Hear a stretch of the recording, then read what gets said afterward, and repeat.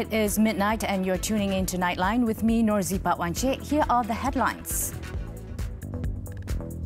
No rush to call for GE15, says Prime Minister. And at least 50 dead in Kentucky tornado.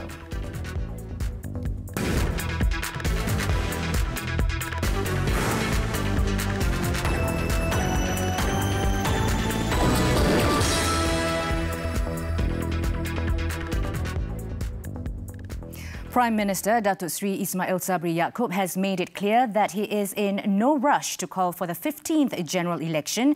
He said this as there is still unfinished business, including steering the nation out of the COVID-19 pandemic crisis, as well as ensuring political stability. The UMNO Vice President also stressed that he had no intention to delay the polls so that he could hold on to power as the Prime Minister. He explained that he has a huge responsibility to look into the needs of people of various races, including those living in rural areas. Kita tak bolehlah menafikan, just menafikan. Kerana besar atau kecilnya memang ada sedikit pergeseran di dalam parti.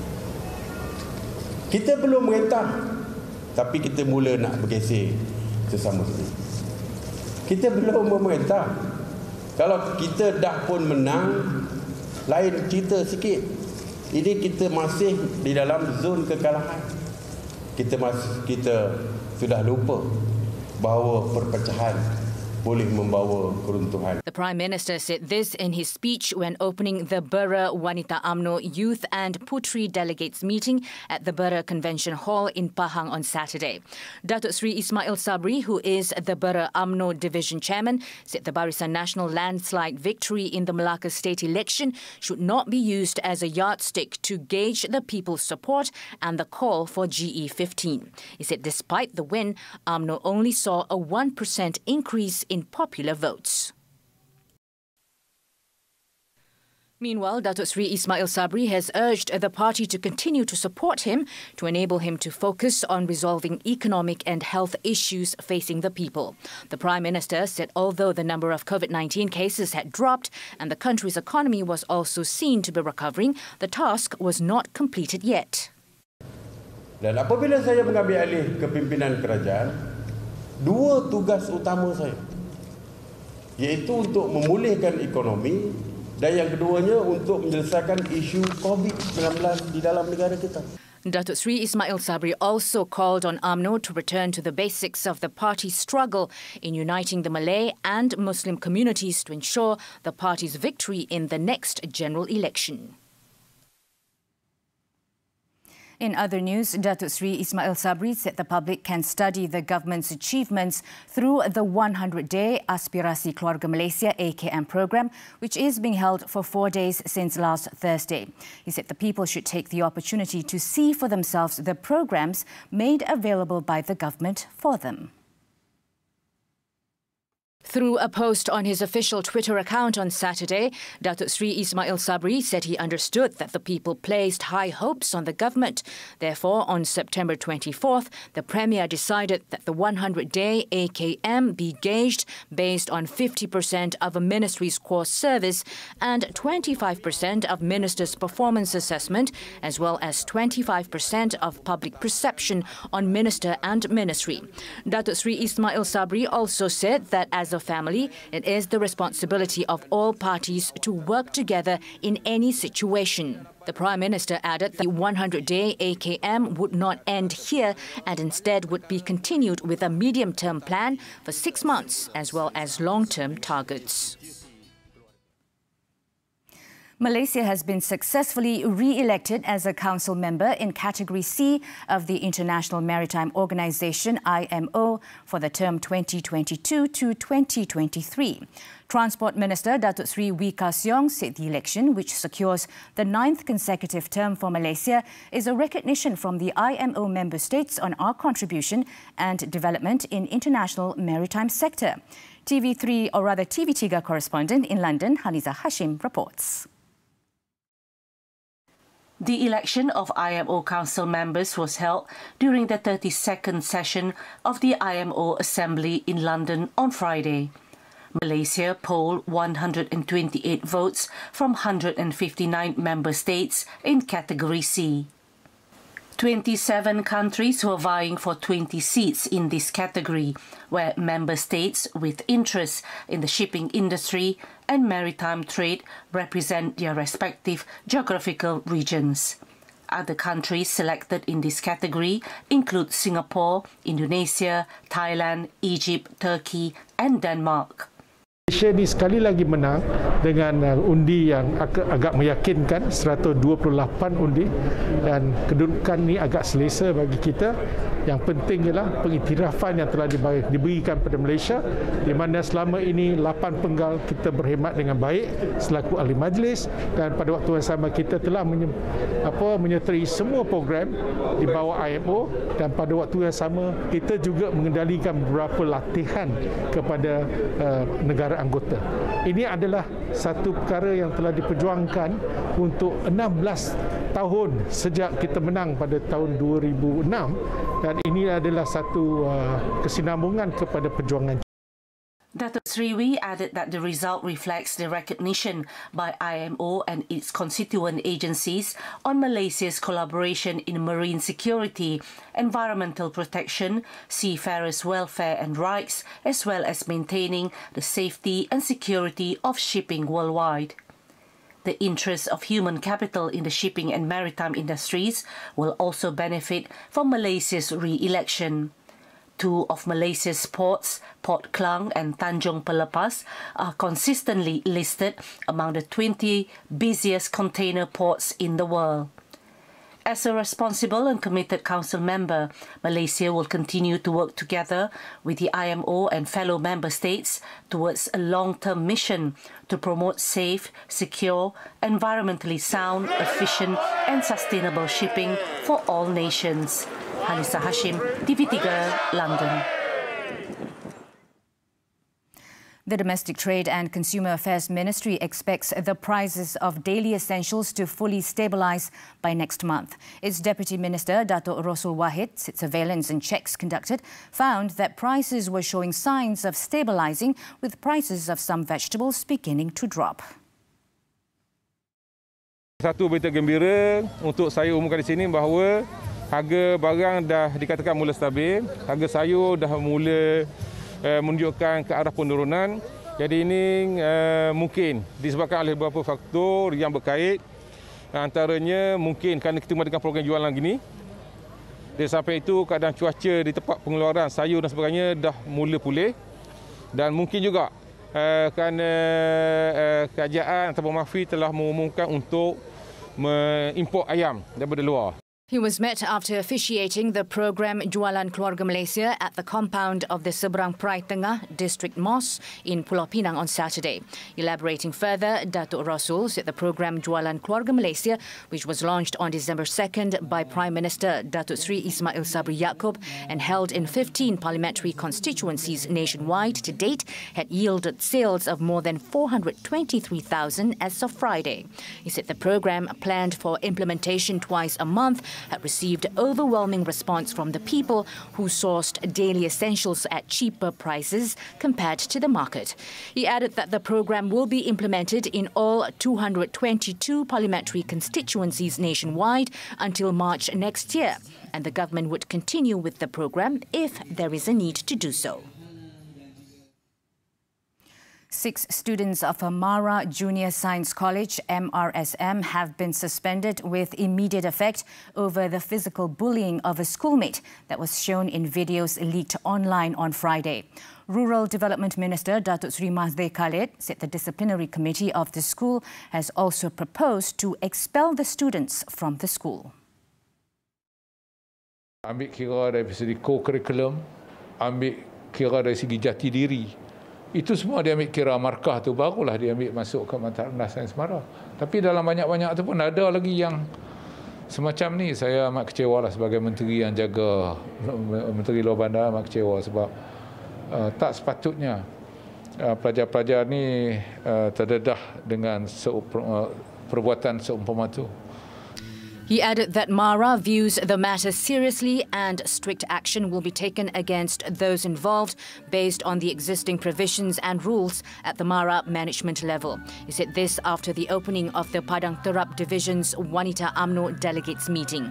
On Friday, videos emerged online of at least 7 students at the Sultan Azlan Shah MRSM in Kuala Kangsar, Perak, using their schoolmates to practice their kicks and punches. Perak Police Chief Datuk Mior Farid Al-Athrash Wahid said 6 students, all aged 13, were detained when they turned up to give their statements at the Kuala Kangsar District Police Headquarters on Friday. On Saturday, the 6 students were released, while 4 more students, aged 13 and 15, were nabbed, bringing the total number of those detained to 10 to facilitate police investigation into the bullying case. The COVID-19 Standard Operating Procedures (SOPs) for the Thaipusam celebration, including for the Kavadi and Chariot procession, will be announced by National Unity Minister Datuk Halimah Muhammad Sadiq soon. Human Resource Minister Datuk Sri M. Saravanan said this after he had met Prime Minister Datuk Sri Ismail Sabri Yaakob on Friday and received a positive response regarding the Thaipusam procession. Datuk Sri Saravanan said that Datuk Halimah also held a meeting with Hindu religious leaders as well as representatives of temples after the cabinet meeting, and various matters were discussed. He added that a new meeting has been scheduled on December 14th to further discuss matters related to the celebration. Last Tuesday, Datuk Halimah in the Dewan Rakyat had informed that all festive processions were not allowed as the country was currently facing the threat of the new COVID-19 Omicron variant. However, after receiving criticism from various quarters, the Unity Ministry issued a statement that COVID-19 SOPs for the Thaipusam celebration, which falls on January 18th next year, have not been finalised. Now, going digital is no longer an option, but a necessity for the micro, small and medium enterprises, MSMEs, to grow their business as well as improve productivity and efficiency.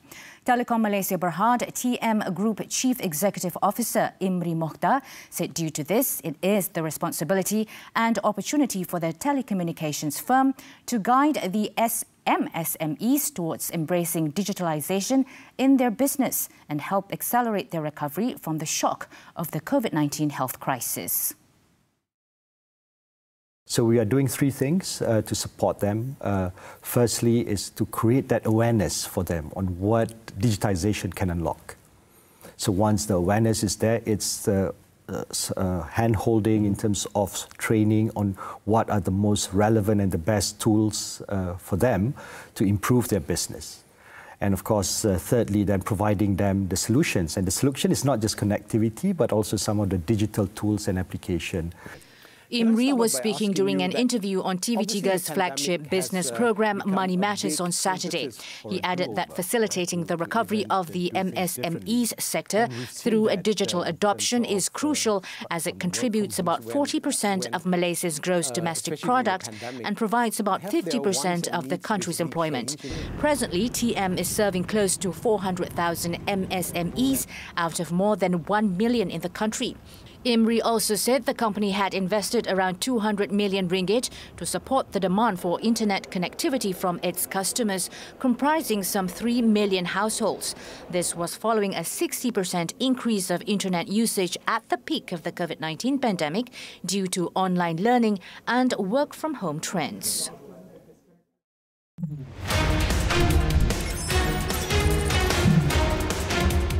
While the pandemic has been hard for everyone, right? But I believe that it had also created opportunities for society for a do-over, to even do things differently in terms of improving the way of our customer operations to ensure that it's delivered better and faster for the customers.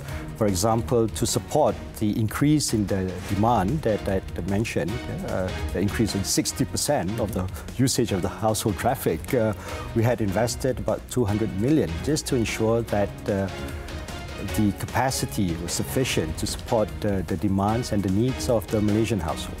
I believe for our micro SMEs, right, which is a very important part of the country in terms of their contribution to GDP, which is about 40%, and also the employment that they provide. I think 50% of the employment is by our micro SMEs. It's been provided by them. This is the time for them where going digital is no longer an option, right? It is, I think, it's a necessity for them to really embrace a different what going online, for example, would bring to their business.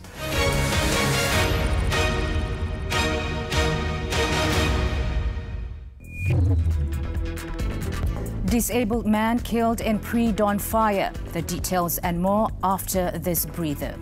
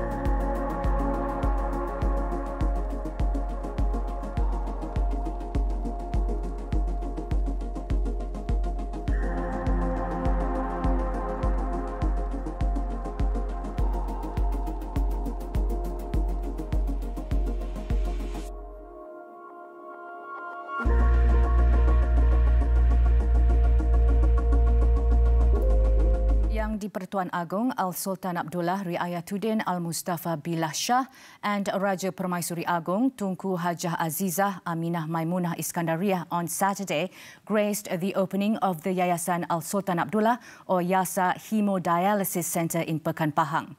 The Hemodialysis Centre is the first to be set up by YASA in the state after it was established in Kuala Lumpur, namely in Cheras on August 7, 2019 and Setiawangsa on August 12 last year. After the opening ceremony, both the King and Queen presented donations to 12 patients who were undergoing hemodialysis treatment at the centre.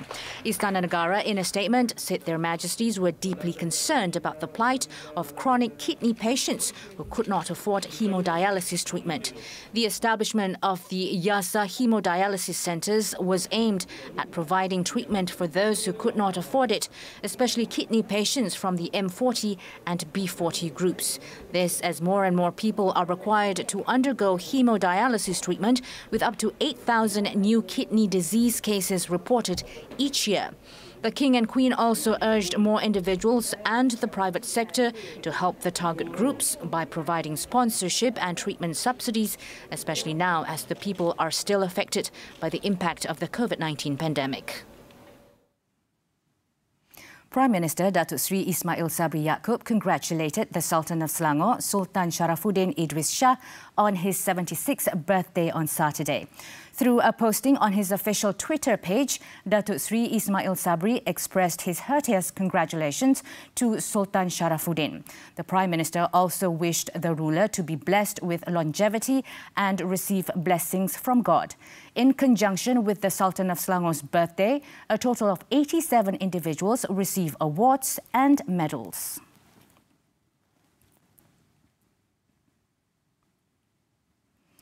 A 71-year-old person with disabilities was burnt to death after his house was destroyed in a fire at Kampung Tanjung Rendang in Pasir Mas, Kelantan early Saturday morning. The victim, identified as Abdul Manan, alias Zakaria Ismail, was staying in the house with his daughter, Ani Lisida, and her family when the fire broke out at about 4:15 a.m. According to Anilisida, she and her husband were in the kitchen when they heard an explosion from inside her father's bedroom. They rushed out of the kitchen and saw fire and smoke coming out from the victim's room. She then woke up her 7 children and made their escape while her husband tried to rescue her father, but failed as the smoke was too thick and the flames were spreading rapidly. Firemen arrived at the scene moments later and they brought the blaze under control at about 5 p.m. before finding the victim's charred body. The remains were then taken to the Pasir Mas Hospital for post-mortem. The cause of the fire has yet to be determined. 2 men suspected of killing a contractor in front of his house in Kampung Idaman, Klang on Friday have been remanded for 7 days. South Klang Police Chief Assistant Commissioner Cha Hung Fung said the 2 suspects, both aged 33, were arrested in Klang and Shah Alam in less than 4 hours after the incident occurred. He said in the 12:30 p.m. incident, the 69-year-old man was stabbed in front of his house while on his way to perform Friday prayers. He was pronounced dead at the scene. Initial investigation revealed that the 2 suspects, one of whom was jobless and the other self-employed, were both known to the victim. The prime suspect has 1 previous criminal record and 2 drug records. Police have also found the murder weapon and investigations are ongoing to determine the motive behind the incident.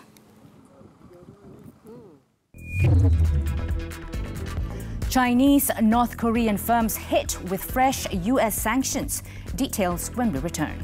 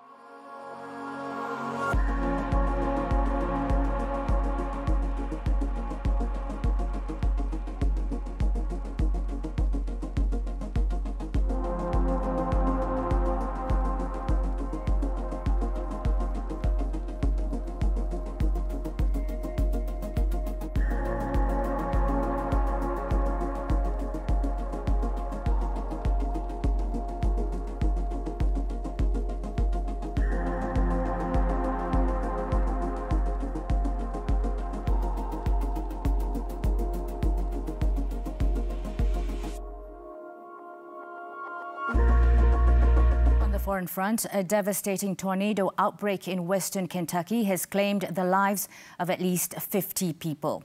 In confirming the matter, Governor Andy Beshear said the total death toll could reach up to 75 to 100 people, calling the disaster one of the toughest nights in Kentucky history. He added that most of the casualties were from a candle factory in Mayfield, where dozens were killed while working when the storm hit Friday night. 1 tornado was on the ground for 200 miles, devastating towns like Mayfield and Princeton late Friday, and at least 4 tornadoes tore through western Kentucky. In the meantime, Beshear said he has activated the National Guard with 181 guardsmen deployed for search and rescue and recovery operations. The United States unveiled a raft of new rights abuse sanctions Friday on senior officials and entities in 8 countries, including a Chinese firm specializing in facial recognition technology and a giant cartoon studio in North Korea. In a statement, the U.S. Treasury Department said their actions today send a message that democracies around the world will act against those who abuse the power of the state to inflict suffering and repression. Timed for International Human Rights Day and supported in part by Britain and Canada, the sanctions took aim at officials accused of abetting the crackdown on anti-coup protesters in Myanmar, the oppression of Muslim Uyghurs in China's Xinjiang region, political violence in Bangladesh under the guise of a war on drugs, and North Korea's exploitation of workers to earn much-needed foreign currency. The sanctions and blacklisting can prevent individuals from obtaining visas to the United States, block assets under U.S. jurisdiction, and prevent the targets from doing business with U.S. individuals or entities, effectively locking them out of the U.S. banking system.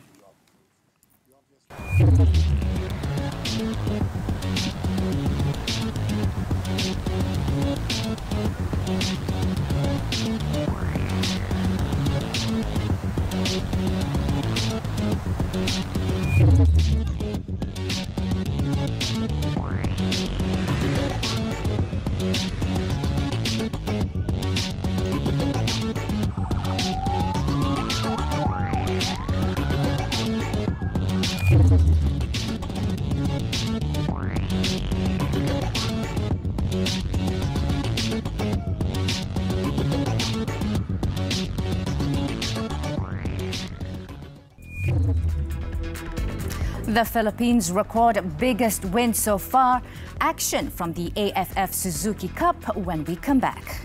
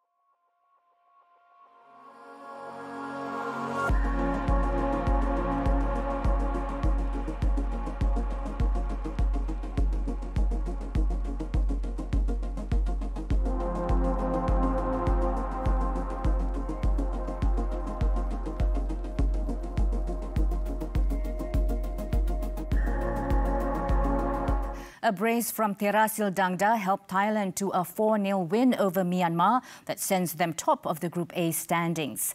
Dangda scored either side of the break to go joint top of the all-time AFF Suzuki Cup goal-scoring chart, with further goals from substitutes Worachit Kanit Sribumpan and Supachuk Sarachat in the 78th and 90th minute respectively, rounding out the victory. Thailand sit atop of Group A following Saturday's win with 6 points from 2 games, level on points with hosts Singapore. They face Philippines and Singapore in their remaining 2 fixtures.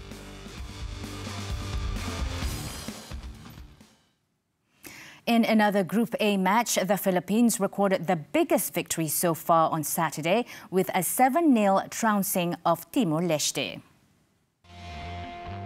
The floodgates opened with Martin Stoibler's long-range strike in the 21st minute. Amin Nazari then got his second goal of the tournament 10 minutes later before Angel Guerrado made it 3-0 in the 35th minute with a close-range header. Patrick Reichelt and Jesper Nyholm then scored in the 40th and 45th minutes respectively to make it 5-0, with Bienvenido Maranon adding the Philippines 6 in first half added time. With the game in the bag, the Philippines took their foot off the pedal in the second half, but they still managed to add to the scoreline with a Kevin Ingresso effort from inside the box in the 78th minute.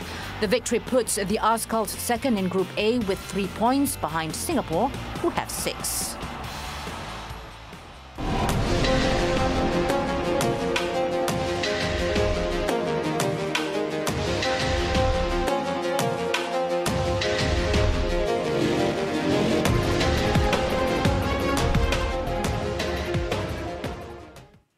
that wraps up Nightline this time around. Before we leave, let's take a look as surfers in Switzerland braved a freezing winter storm on Friday to hit the waves in a surf pool in the Alps. With that, I'm Norzie. Thank you for watching and stay safe, Malaysia.